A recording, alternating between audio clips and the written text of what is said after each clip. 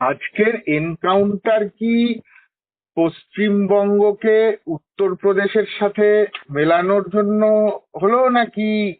কি বলবেন আপনি? যেটা হয়েছে যথার্থ হয়েছে, ঠিক হয়েছে। উত্তরপ্রদেশে একটা ট্রেন্ড ছিল। উত্তরপ্রদেশ পথ দেখিয়েছে গোটা ভারতবর্ষকে। উত্তরপ্রদেশ যে পথ দেখিয়েছে সেই পথেই উত্তরপ্রদেশের পাশাপাশি মধ্যপ্রদেশ, আসাম সহ আরো বিস্তীর্ণ ভারতবর্ষের অন্যান্য রাজ্যগুলি সেই পথে হেঁটেছে।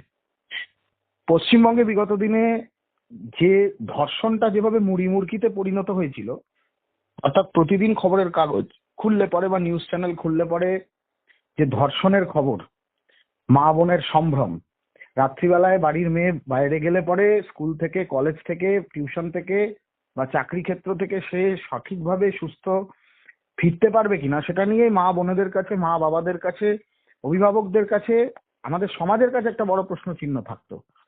সেই পরিস্থিতিতে দাঁড়িয়ে এটা একটা বড় বার্তা। এই বার্তাটাতে আর যাই হোক না কেন, দেখুন, যে দেবতা যে ফুলে তুষ্ট হয় তাকে ঠিক সেই ফুলই দিতে হয়।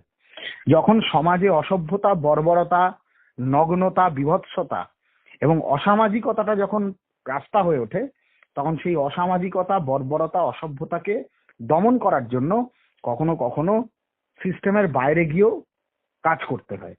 তো যেটা হয়েছে আইন মেনেই হয়েছে, সিস্টেম মেনেই হয়েছে। হয়তো ট্র্যাকের বাইরে কিছু হয়েছে বলে একটু গেল গেল রব হচ্ছে কেউ কেউ, আমি জানি না কারা করছেন, তবে যারাই করুন না কেন তাদেরকেও স্বাগত জানাই, কারণ এটা গণতান্ত্রিক পশ্চিমবঙ্গ। এ বাংলাতে বিরোধীদের কণ্ঠরোধ করার চেষ্টা হবে না, বিরোধীদেরকে আর যাই হোক এনকাউন্টার করা হবে না, এটুকু বলতে পারি। পশ্চিমবঙ্গ সরকারকে অত্যন্ত সাধুবাদ জানাই, পশ্চিমবঙ্গের মুখ্যমন্ত্রী শ্রী শুভেন্দু অধিকারীকে অত্যন্ত শুভেচ্ছা এবং অভিনন্দন জানাই। তিনি এই কাজ আরো কন্টিনিউ করতে থাকুন, পুলিশ অপরাধ প্রশাসন আরো বেশি তৎপর হতে থাকুক।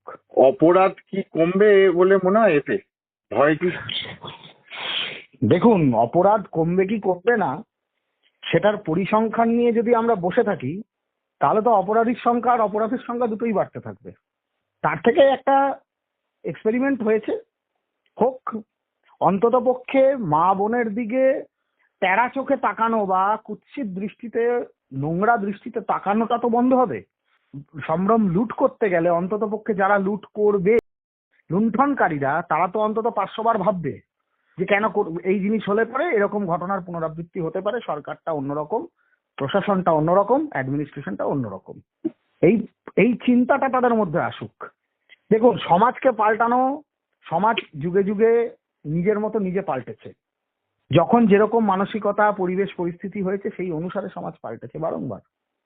কিন্তু আমরা একটা নতুন নিদর্শন, একটা নতুন দৃষ্টান্ত স্থাপন করি না পশ্চিমবঙ্গের বুকে। এই ঘটনা তো প্রথম বাংলার ইতিহাসে।